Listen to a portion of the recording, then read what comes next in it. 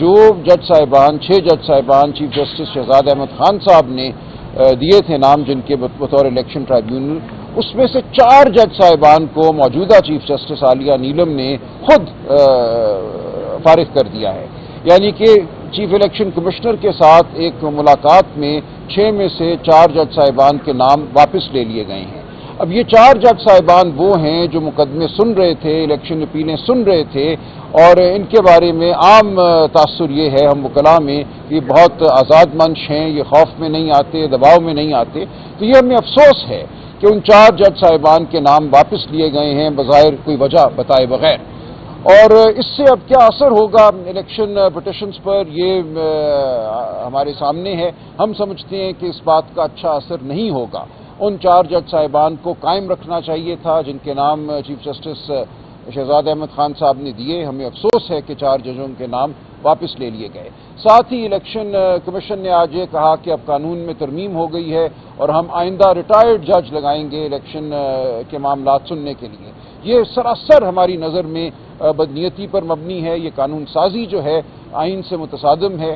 ایک کام جو جج کے کرنے والا ہے وہ آپ ایک ایسے شخص کو دیں گے جس کی روزی روٹی جو ہے وہ الیکشن کمیشن سے منسلک ہوگی، اس کو وہ معاہدے پر رکھیں گے، ماہانہ تنخواہ دیں گے، اور ہم یہ سمجھتے ہیں کہ ریٹائرڈ ججوں کو الیکشن کے معاملات دینا الیکشن کے معاملات کو دفنانے کے مترادف ہے، اور پہلے بھی ایسا ہی ہوتا رہا ہے کہ اسمبلی کی مدت ختم ہو جاتی ہے اور الیکشن کی جو اپیلیں ہیں وہ ختم نہیں ہوتی۔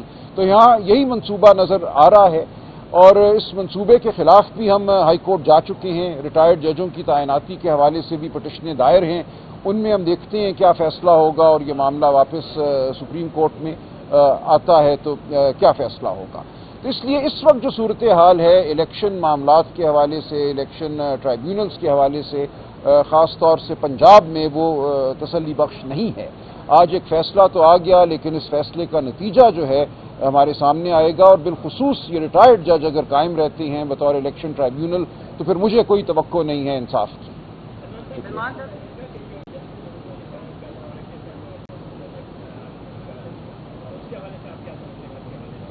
جی میں سمجھتا ہوں منصور علی شاہ صاحب نے بہت مناسب رویہ اپنایا ہے۔ انہوں نے کہا یہ ہے کہ ٹھیک ہے ایک آرڈیننس آ گیا، اس آرڈیننس نے تو اختیار دیا تھا صرف چیف جسٹس صاحب کو کہ وہ اپنے علاوہ اور جو دوسرے نمبر پر جج صاحب ہیں ان کے علاوہ کسی اور جج کو شامل کر لیں اس کمیٹی میں۔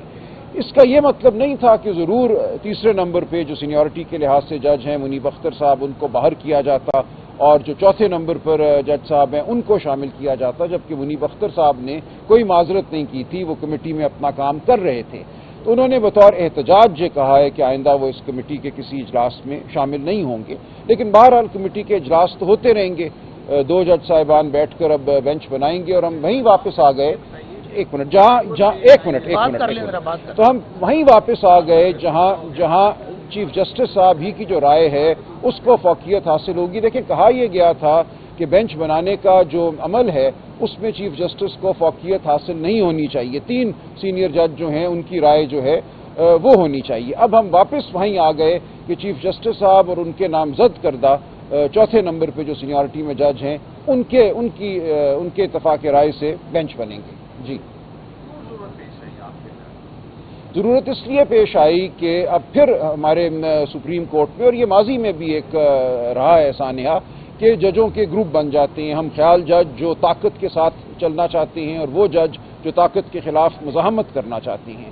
تو ہم یہ دیکھ رہے ہیں کہ اس وقت یہی صورتحال ہے، اور منیب اختر صاحب نے تواتر سے اعتراض کیا تھا۔ جو بینچ بنایا گیا ملٹری کورٹس میں اپیل سننے کے لیے 7 ممبر، وہاں بھی ان کا اعتراض سامنے آیا تھا۔ آج جو مقدمہ سنا گیا الیکشن ٹرائیبیونلز کے حوالے سے، اس بینچ کے حوالے سے بھی ان کا اعتراض سامنے آیا تھا۔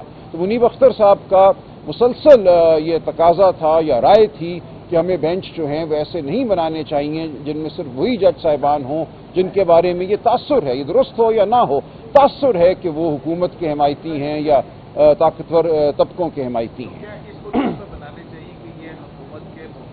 نہیں دیکھیں قانون یہ تھا کہ جو بھی 3 سینئر موسٹ ہوں گے وہ 3 آ جائیں گے، اس میں کوئی آپ نے پک اینڈ چوز نہیں کرنا تھا۔ اب پک اینڈ چوز کی طاقت چیف جسٹس صاحب کو دے دی گئی ہے، وہ چاہیں تو 11ویں نمبر 17ویں نمبر سے بھی کسی کو اٹھا کر اس کمیٹی کا حصہ بنا سکتے ہیں، مکمل ثوابدید جو ہے ان کو دے دی گئی ہے۔